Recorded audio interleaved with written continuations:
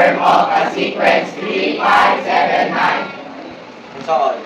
Okay, so pag hinahanap yung general term, so it means kailangan natin i-solve yung sarili niyang formula for this specific sequence. Just like what I teach yesterday for some student here, we need to use the formula for sequence, arithmetic sequence actually. So we have here a sub n is equal to a sub 1 plus n minus 1 multiplied by common difference. So meron ba tayo dito a1?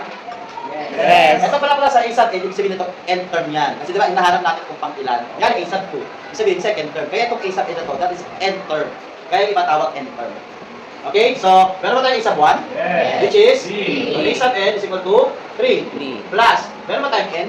Wala. Kasi wala naman tayong hinahanap na pang ilan eh. Yes. So n minus 1. Meron ba tayong common difference? Yes. Ano? 2. By the way, this is linear. Yes. Linear siya, di ba? Kasi yung common difference nila sa first pa lang nakita na kagad. So that is 2. And then solve.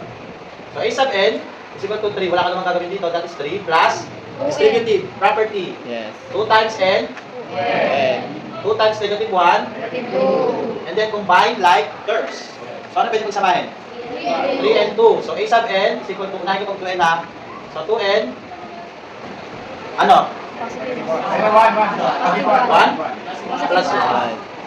So that will be your general term for the sequence. Try natin. Check natin.